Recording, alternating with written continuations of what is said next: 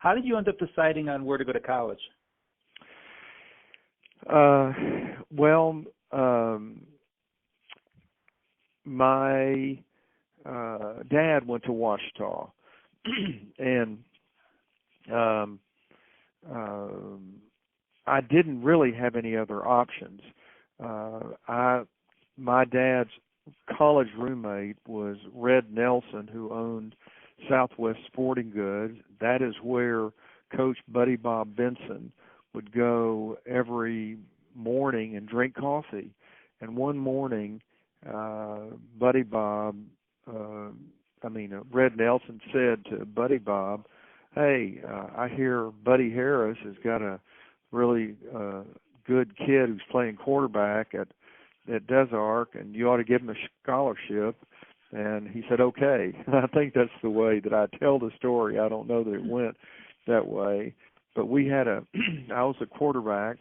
Well, first I was a second string junior varsity quarterback in Hot Springs, Arkansas, which is a resort town. It's a beautiful town in the Washita Mountains, and I was a second string quarterback. Well, my dad was transferred to a little town called Des Arc my senior year. He was working for Arkansas Power and Light, and I had the option to stay in Hot Springs or to go to Des Arc with the family, and I opted to go with the family. That year was a year that I grew. I'm going to say in my Hall of Fame speech that, nobody in my junior year would ever pick me to play football, probably in the senior year, even the guys, the coaches, and the players, but to end up in the Hall of Fame is a long, long route. But I ended up going to Des Arc. And Des Arc, we had a running back named John Wayne Cunningham, who was the state's leading scorer. I mean, I was a passing quarterback, and it just so happened it worked out so well because would throw a lot of passes and ended up, I don't know how many yards I passed for, but I threw a lot of passes my senior year because I had him as a running back. And Coach Benson, I think, wanted John Wayne, and he also wanted my tight end named Bobby Joe Brooks. And I think because Coach Benson wanted to get John Wayne Cunningham, who ended up being a great running back for Washita as well, where I played, because he was not a very big guy, but he was real quick, and he was a great long jumper. But I think Coach Benson wanted to get John Wayne, and I kind of tagged along. It's the way I look at it. So you guys won did you win a state title that year in high school? Because you were undefeated. Well, they didn't. We didn't have a playoff system at that time in Arkansas.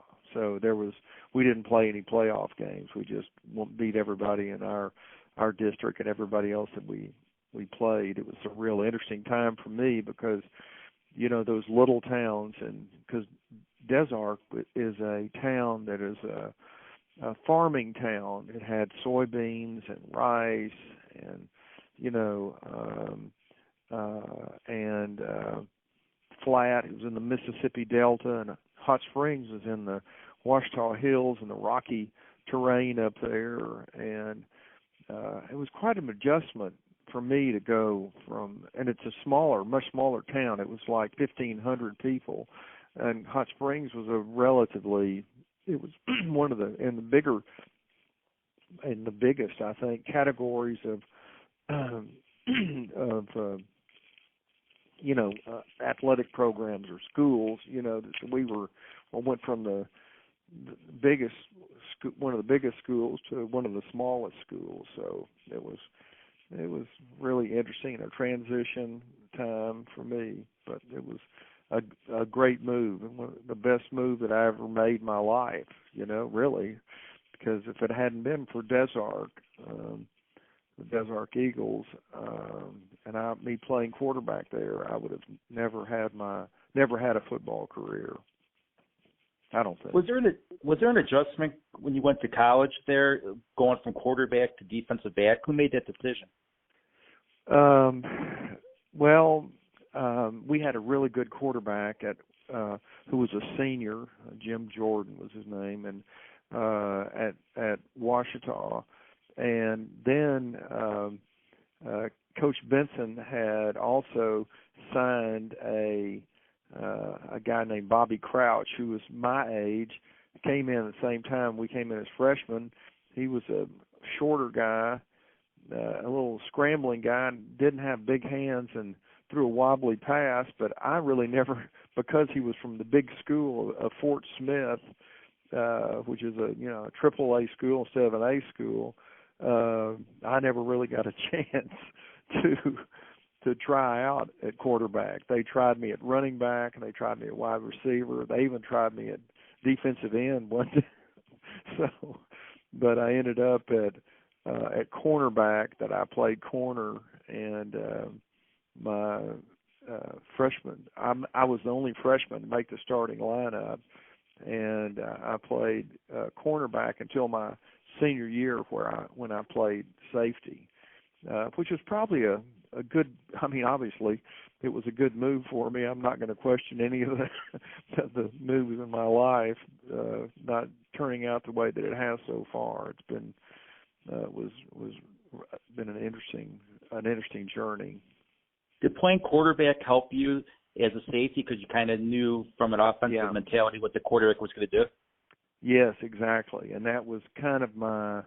That was really it was really fortunate, because I knew that, I mean, from playing quarterback, I knew what to expect and what to anticipate, and the kind of the thinking of a quarterback, and how, if you played corner or defensive back your whole career, I'd have never known, the perspective that that quarterbacks have in beating the defensive back. But because I played quarterback, I think it really helped me a lot in understanding really the mentality of a quarterback, which is so critical in a free safety position, because there's really not you're not covering man to man. You're the person that you're trying to beat and who you're competing with is really either the offensive coordinator up in the press box, or the quarterback that's there in front of you, and you're trying to disguise the defense. And that was one of the things that was good about the Tom Landry flex defense, that we had so many defenses,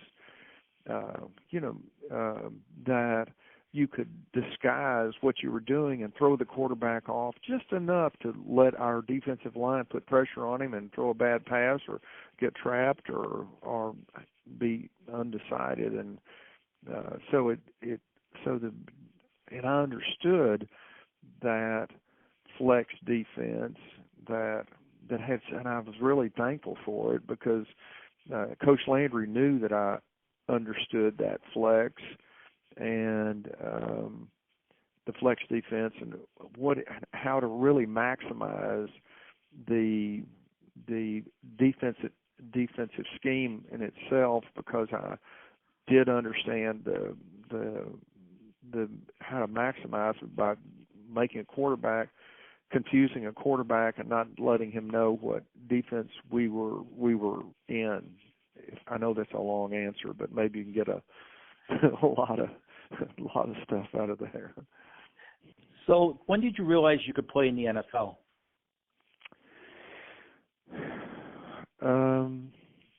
Well, as a kid out of Washita, and not playing in the D1 schools, I really didn't know what to expect when I went to Thousand Oaks, and there were 120 other rookies there.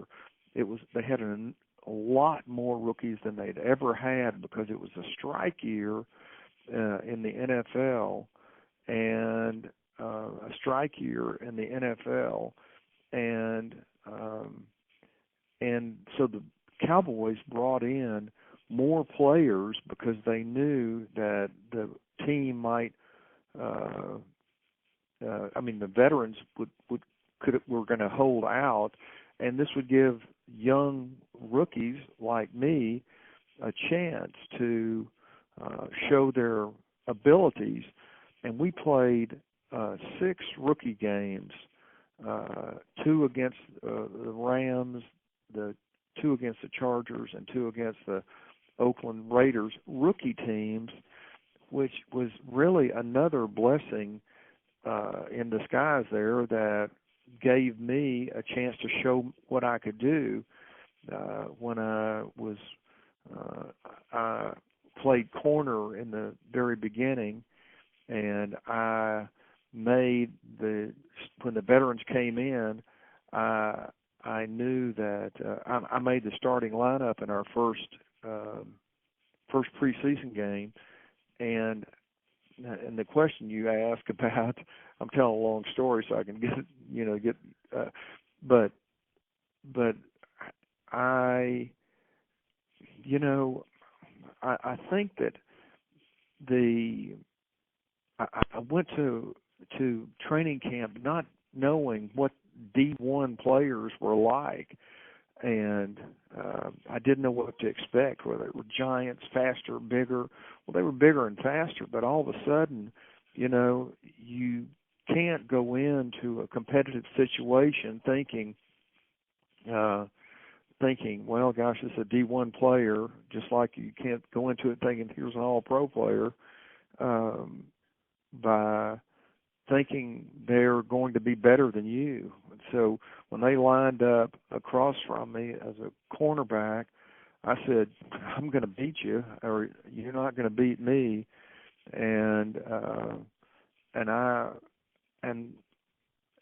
just took them as just a guy, that another player that was trying to beat me. And I did that same thing when the veterans came in and started,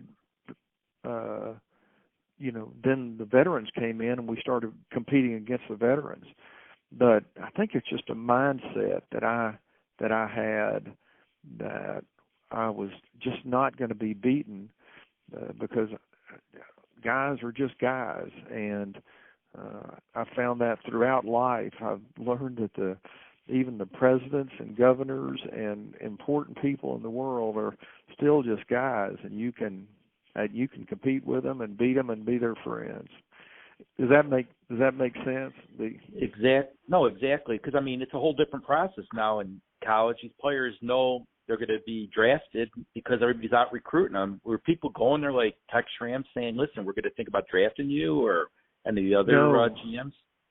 No, not at all. Gil Brandt was the one that found me at Ouachita, and at that time, he was one of the first, if not the only,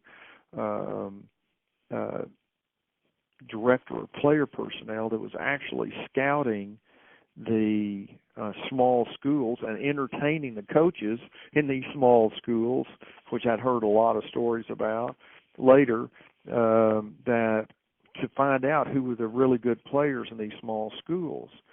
There was a scouting consortium, called the Bledsoe Five: Bears, Lions, Eagles, Steelers, Vikings, Oilers, and they would have one guy that would travel around the country, and one guy that represented.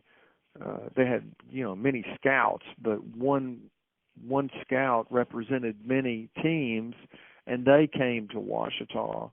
That scout came to Ouachita and timed me in 40. So from my sophomore year on, so I knew that there was probably an inkling of interest in my playing. I didn't realize at the time how slim my chances were of making it in pro football, and that's why I give that Cliff Harris Award away, because to bring recognition to these small college players that don't have much of a chance at even trying out and trying out, much less making the team. If I'm repeating myself, it's because I don't remember if I'm, I told you this yesterday or today, So no, I'm exactly. sorry. No, that's so okay. So I hope that I'm giving you the same kind of information that came out yesterday is what I'm trying to accomplish today. No, it's coming out perfectly. So you're at the Cowboys training camp here. You got Charlie Waters, who was a high draft pick, and all of a sudden you get thrust in the starting lineup. You had to think to yourself, well, I must be doing something right. It's really interesting that I think that you ask the questions that create, interesting thoughts in my head. It's interesting to think that I must not be an egotistical guy. I must be just thinking of myself as a guy that, hey, I'm not going to make any judgment on how good I am or how bad I am at the time. All I'm trying to do is win, and all I'm trying to do is beat everybody else out, and all I'm trying to do is doing the very best that I can. And I didn't think about that. And even until the last days of cuts, even in my years of playing and after making the Pro Bowler and all pro, I was still concerned that Coach Landry, this was the kind of insecurity that motivated his players. And I think many of us felt this way, that because of the Tom Landry flex and the defense that had defined positions, so clearly defined, and what they were to do in it, different than other schemes that were really relied more on man-to-man, whether man-to-man I mean in a defensive back or on a defensive lineman. You just had to beat the guy in front of you with either a zone or a man-to-man play, but our defense was so coordinated. We felt like we were cogs in a wheel that were replaceable. That Coach Landry was had such a defined defense that had a description of exactly what the players would do in every play, that he could take one out and put another one right in there. But when Charlie Waters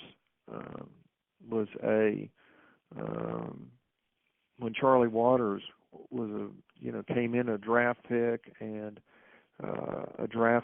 Mark Washington, and we had really several defensive backs. We had a guy named from Texas Tech. He was a number one draft, or one of these top draft picks. He was a starter from Texas Tech, All-American, and you'll have to go back on the draft and look at it. But I got out there and competed with him. I was like, wow, man, I can beat these guys. I can beat these guys, and I'm just going to do all I can do. That's all you can do in life and everything else. I'm just going to do all I can do to win. And if I win, I win. If I don't win, it's not because I think I'm better. It's because I know I'm better, and I've beat them. And I'm not going to make any judgment on it. I'm not going to, I'm just going to keep going and trying to make myself better and beat these guys. I don't know if this is even making sense or not to you. No, it definitely is. So you end up starting for the Cowboys. You're playing well, and then all of a sudden you get drafted, and then you basically lost your starting position. That had to be tough on you. Oh my gosh! Well, I mean, once again, it was really tough, and I mean, I was so discouraged. But it's like life. You can't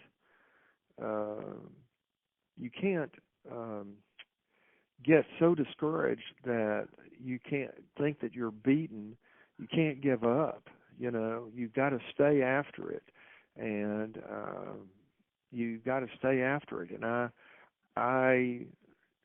I didn't let myself get down. I didn't let myself get down, and I came back and got my position back. I know it was discouraging. I was the platoon leader of, you know, a whole platoon of guys, so probably 30 or 40 guys, maybe 30 guys. So I'd go off and during the week I, you know, was platoon leader, and then I'd go off on the weekends and become a football player, then fly back on the Mondays and get back in the Army again. But So how did they arrange that?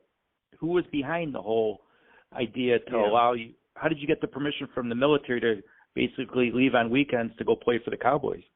That was where Gil Brandt came in, and this is the thing that I've said, there should be a movie, I guarantee you. Gil Brandt, I owe so much to him. One, for finding me in Ouachita Baptist University in the Ouachita Hills of Arkansas, and secondly, after I made the team and the starting lineup, and then I had to go to the Army, he was the one that went to the general of the 4th Army down in San Antonio, ended up in his steam bath in the general's steam bath, and was talking to him. He said, "Yes, sir, I've got a guy that I'd like to talk to you about." He said, "Is this kid that came out of a little college in Arkansas, and you want to talk to me about him and get him?" He said, "Yes, that's the guy." And he said, "I want to him to just be able to come out of basic training on the weekends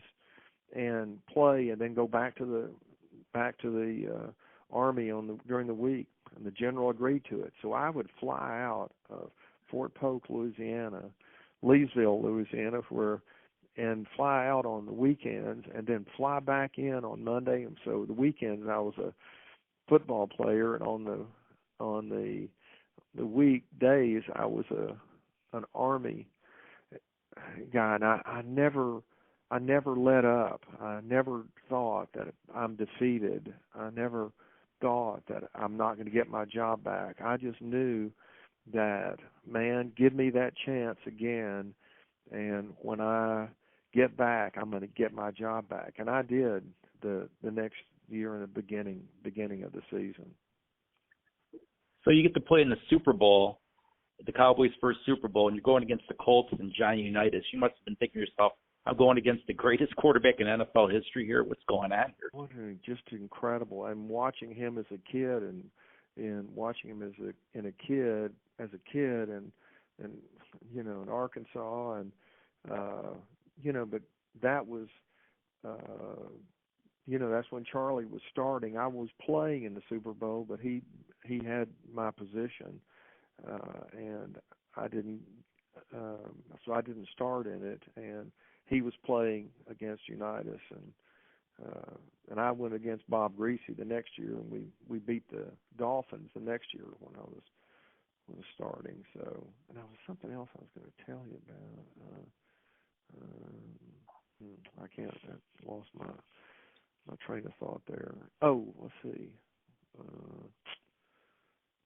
Yeah, something else. You remember, you can come back to it. Okay. So the next year again, you guys are basically struggling, and all of a sudden, Coach Landry decided to go with Roger Staubach. What was that like? Was the team all behind Roger, or was the team evenly split between Roger and Craig Morton? The team was pretty well divided with the Craig Morton guys, between the Craig Morton guys and the Roger Staubach guys. You know, nobody knew, because Roger hadn't done what he ended up doing as a player, and Craig was a really good quarterback. He was more of a finesse quarterback, and Roger was more of a running, scrambling quarterback, and but Craig was a really good quarterback. I mean, he went to the Giants and then went to the Broncos, and the players, I think, were just driven by, some of the decisions were driven by personalities, because Roger was really a straight-laced guy, and Craig was a young guy that was kind of a playboy kind of guy, but a great player, more like a Joe Namath or something, and the guys that were the more conservative ones were kind of the Staubach guys, and others were Craig Morton. But Craig was already a proven quarterback, and Roger wasn't. That was, so Craig had a few years on Roger. I think that was, if I'm right about that, I think he had already proven himself as a pro quarterback, and Roger had not yet done that. So that was why there was that's why there was a competition. What was Coach Landry like? I mean, when other players I've talked to from the Cowboys said that Coach Landry was all business. He was very religious, and he very rarely swore. What was your impression of him? Well, he was, the thing that was really interesting about Coach Landry, and I think any successful businessman or leader, they know the type of people that they can inspire and motivate, and also put a little fear in them too. And that's exactly the kind of person that Tom Landry was, because he would pick and he would know the guys like me that he could, in the very few words that he would say, he could motivate you. And because I know that he came to me at first, that he'd call me. He never really knew my name. Maybe he did, but just was so focused he couldn't recall it. So he would call me either Chris Harris, or Phil Harris, but very seldom Cliff Harris. And but he could. I'm trying to get this spinning right in my head here. He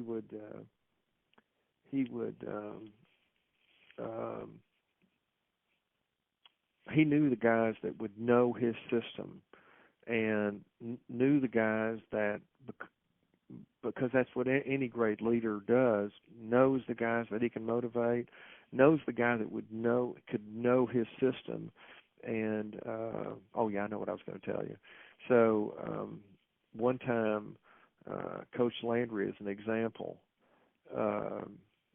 told me I was an aggressive safety. I think I was one of the first safeties that would like to come up and attack the line of scrimmage and make tackles at the line of scrimmage, which was not the role of the safety in years before me, because the role of the safety was to play deep and make interceptions, and that's it.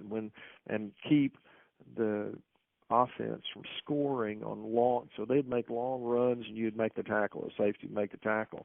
I was tackling guys at the line of scrimmage, and one time Coach Landry, this is an example of how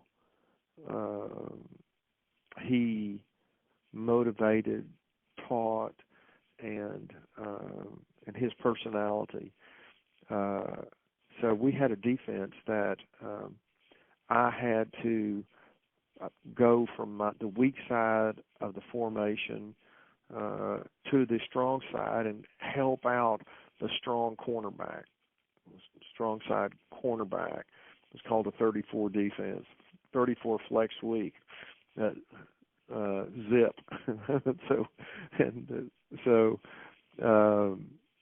And my job was to help the strong side cornerback, not the weak side cornerback, because the weak side cornerback was really isolated and playing more man. Well, it was playing zone, but I'd come up and make the tackle at the line of scrimmage on a weak side run. I hope I'm tracking that you're tracking me here. So, but but I really, the position I'd have to go over to help the strong side cornerback on a deep post route. That's where I could help those guys. And Coach Landry came to me one time and said this very simply: Cliff, you know your responsibility is not to come up necessarily and make the tackle on the weak side. Your responsibility is to go over on the strong side cornerback and make that post play. And he said, you got it? And I said, yes, sir, I got it. It was as simple as that. I mean, I went into great detail of explaining how he wanted me to help the strong side corner and not make those tackles on the run. He just said, hey, you know your responsibility is to make that deep pass route on that strong side corner. Right. Because, I mean, with Coach Landry was what, faith and then family and then football, from what I heard from people? Yes, that's exactly right. So the first thing that he told us as a team, he got in the first time that we came back from training camp, and he waited, I guess, till we had the team together for the first time. All the cuts had been made. He said, I want to tell you guys something. My priorities are God, family, and football.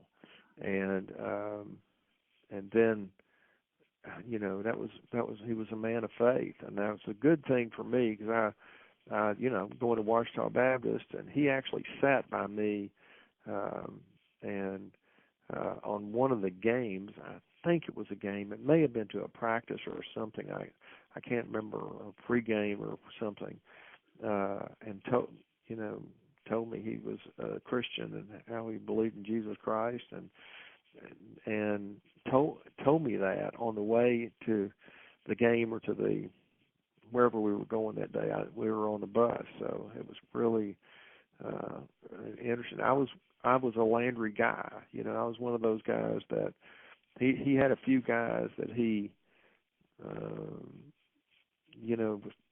I don't want to say closer to. He didn't come up and hug you or anything, but I was one of his guys, and he knew it. It seemed like you and Bob Lilly and Roger Staubach were his three main guys. Well, he had some. I mean, Leroy Jordan was one of those guys, and he had guys that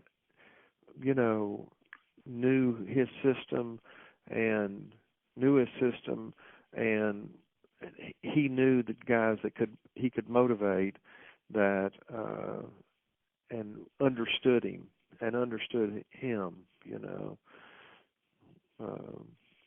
that were his guys. There were several guys like that. And there were several that were the other end of the spectrum that he got rid of, like Dwayne Thomas and Thomas Henderson and a few other guys like that. I know, talking to Tony Dorsett, Tony said when he joined the Cowboys, he was ready to quit because Landry was driving him nuts, and then towards the end of the season, he developed a great respect for him. Yeah, exactly. And I think that, you take young guys and kids like, think about me coming in from Washita Baptist and all of a sudden you're thrown into the world of people going crazy over you, and you're playing in Super Bowls, and you've got to have some sort of foundation that you can rely on to keep your senses, which is what Coach Landry laid out for us, he would say things like this. It's like, this is the thing that I appreciated for him so much, is that one of the things he said was, when you make a touchdown, he'd say, just act like you've been there before. And I'll never forget one time too, my rookie year, we were playing the New York Giants in the Cotton Bowl, and it really inspired me. And because we were getting beat by the Giants, I ended up being the MVP. This was the second game of the year, and I got the Oak Farms Defensive Player of the Year. We were getting beat by the by the Giants, 14-10 or something like that at halftime. And Coach Landry got in front of the whole team. He said, "I want to tell you guys something. You're not playing like professionals. You guys are playing like amateurs drawing pay." I'm like, wow, And so I went out in that second half, and it was Fran Tarkenton was the quarterback, and I intercepted 2 passes and ran them back, I don't know, 60 yards or 70 yards. Didn't make a touchdown. I cut back because I'd seen Gale Sayers cut back so many times. And I should have, if I just stayed straight, I would have made a touchdown. But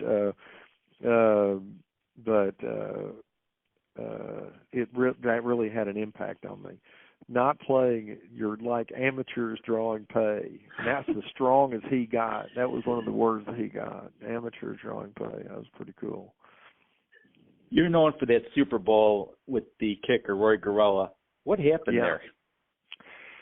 Yeah, that was something. It's one of those things that, every year the Super Bowl comes around, and all my buddies call me and say, "Hey, Cliff, I saw you in the Super Bowl highlights. Yeah, Jack Lambert threw you down." I'm like, oh, my gosh. So Jack Lambert came up from behind me and grabbed me and threw me down. He wouldn't have gone to my face, I don't think.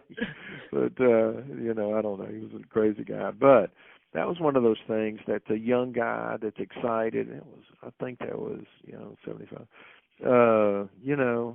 It was something that if I'd had to do that over again, if I could have replayed that, I didn't want to give inspiration to the Steelers, any kind of inspiration to the Steelers, to get them motivated and help us get beat by tapping Jarrell on the head. I just said, "Hey, you're a good play there," or something ridiculous. If I'd have had to do that again, I wouldn't have done that. Who gave you the nickname Captain Crash or Crash? Yeah, this is that good question that you asked last time too, because as I answered last time though too, it was really Dave Edwards was the guy who was a strong side linebacker. He was also the guy that got Charlie Waters and I into dirt bikes, and man, we were into dirt bikes hard and fast because we would drive them. We'd race in motocross sometimes in the off season. Coach Landry didn't like it. He got Ralph Neely broke his ankle one day with me actually. We were riding motorcycles on at Lake Grapevine Lake, and he said, "Look, Cliff, let's go over there and take this hill." And I said, "Okay." Well, he drove up the hill and didn't make it. It went real fast and broke his ankle. That was the year that we went to the Super Bowl and beat Miami, I think. So, but Dave Edwards gave the nicknames to everybody. He called me, Crash, not Captain Crash. That came later by the I guess the media or something just developed that. I never did like that. I'd rather be called, something else other than Crash, because, there's more to the safety position than just running into people and crashing into people. You've really got to deal with the challenge of being strategic and, anyway. So, but Dave Edwards gave Charlie Waters his nickname of Muddy Waters, and Cornell Green, they called him Sweetbacks, and called Leroy Jordan Killer, and so he was the guy that gave me the nickname. You guys were known as America's Team. Did you guys like that nickname, or was that added pressure you guys didn't want? No, we didn't like that name, and because, I think that back even to that, patting Roy Jarrella on the head, you don't want to do anything, and Coach Landry made this important understanding that, and I understood it and got it. That's why I was a Landry guy.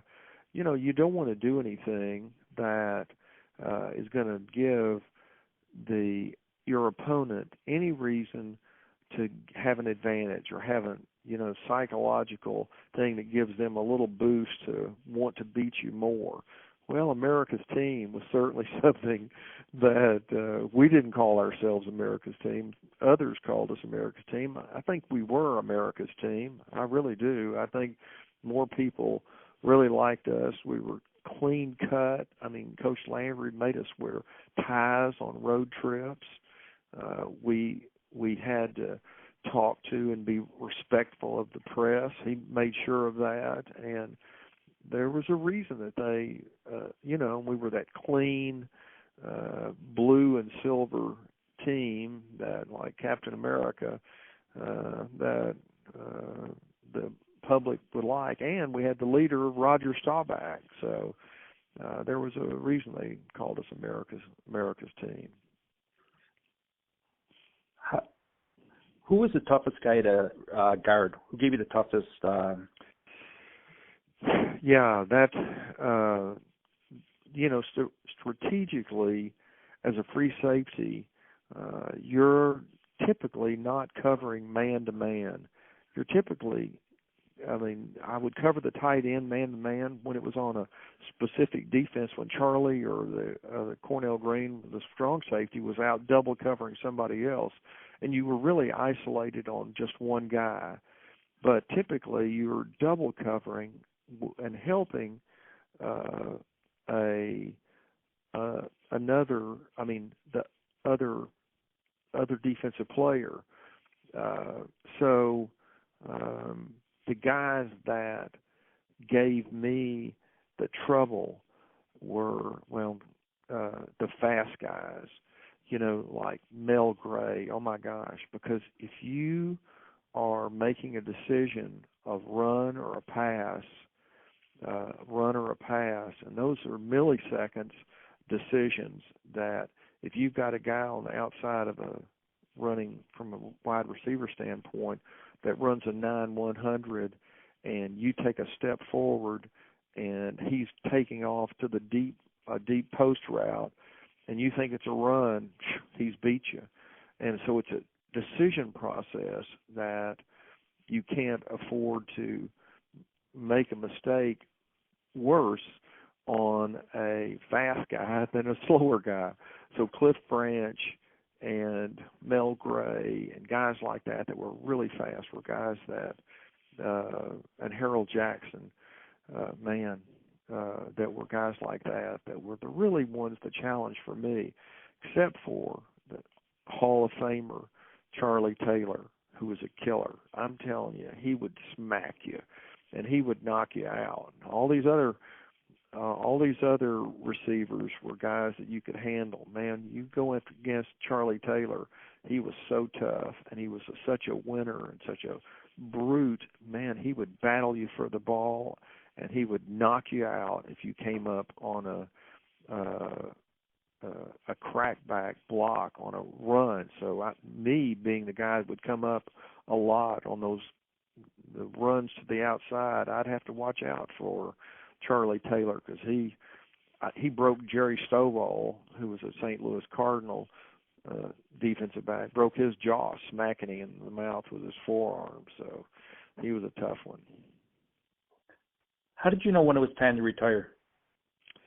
Well, I worked in the energy business in the off season, and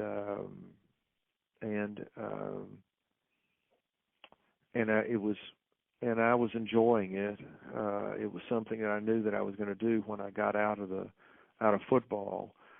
The real problem was my neck, and I'd been injured. I had a neck injury from my tackling.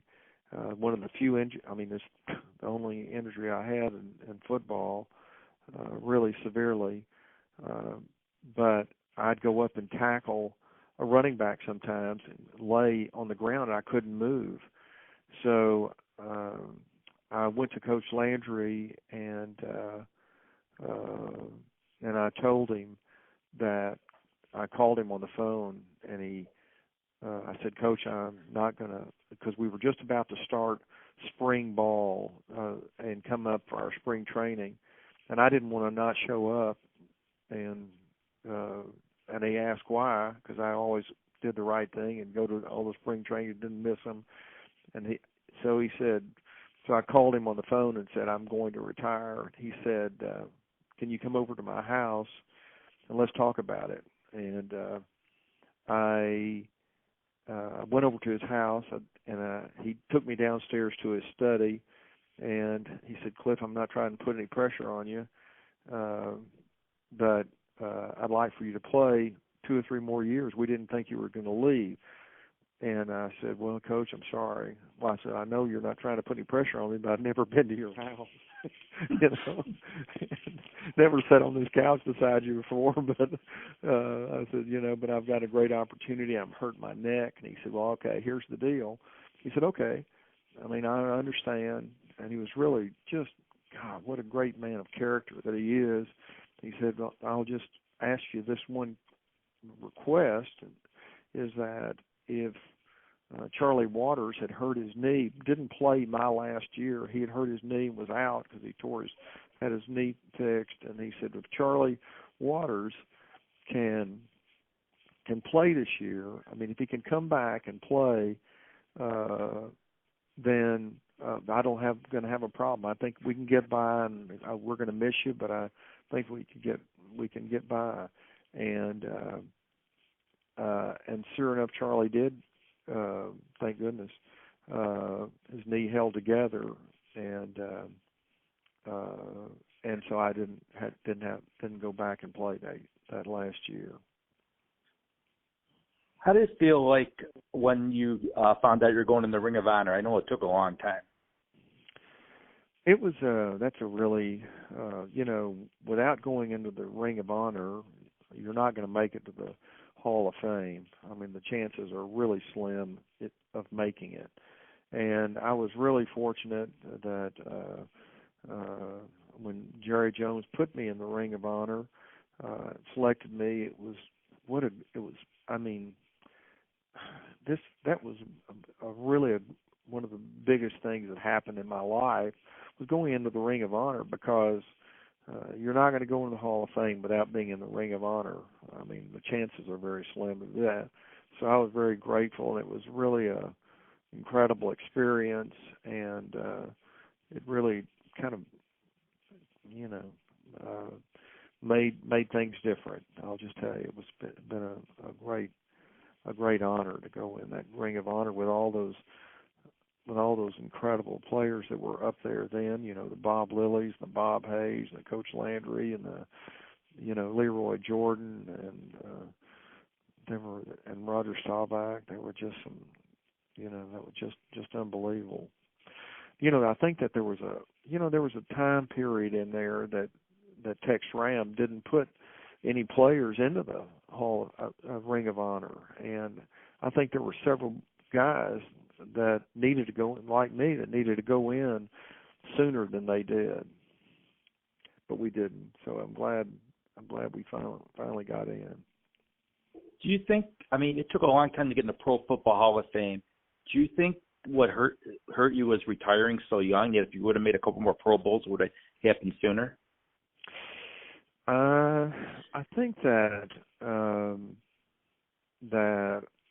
not going into the Ring of Honor sooner hurt my chances of going in the Hall of Fame. Like I was saying, you're not going to go in to the, that was the year I don't know if it exactly how when it worked out, but a year or something after I went into the Ring of Honor, I was nominated to go in the Hall of Fame. I was there as a finalist with when Rayfield went in, and he was between, I don't mean between Rayfield and I, but because Rayfield went in that year and I was one of the finalists and didn't go in, I think it had a real impact on the Hall of Fame. How did it feel when you finally got that call that you got in the Hall of Fame? Well, there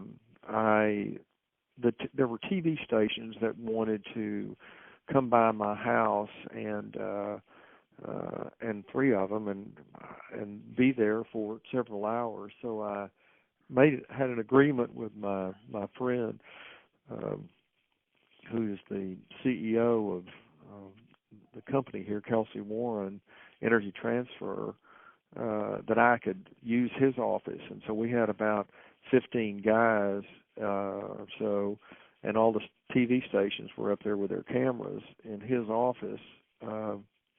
When I got the announcement that that I made it into the Hall of Fame, and my wife was telling me that when I got the phone call, I was walking out of the office, his big office, and had people all around. She said my knees buckled, and I almost fell over. So I was really elated and couldn't believe it. Kind of took my breath away for a moment, and it was overcome with emotion.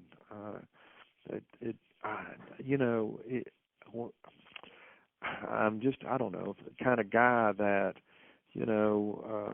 when I didn't make it the last time, I was sad and I didn't get it, and it was going to be a great honor to make it to the Hall of Fame, but it was not going to break me that if I didn't, but I didn't know it was going to have the impact that it did on me to make it into the Hall of Fame. It really shook me for a minute. I mean, the reality of making it in with all those great players, and then hearing from David,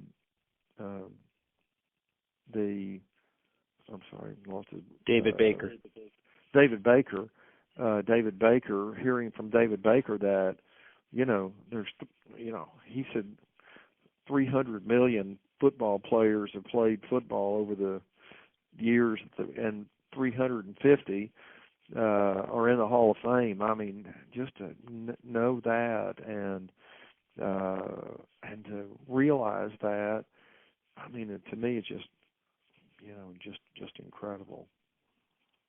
A lot of Hall of Famers say it means more for their family and friends than it does for them, because, I mean, it shows all the support they had through the years. Yeah, it sure does make you recognize.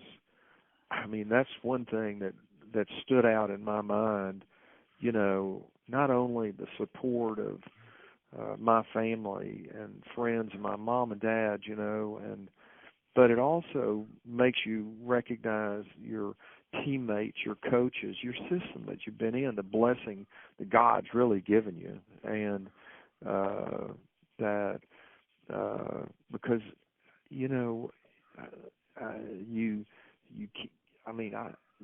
can't make that on your own. You have to have support. You have to have your family support you. You have to have your teammates support you,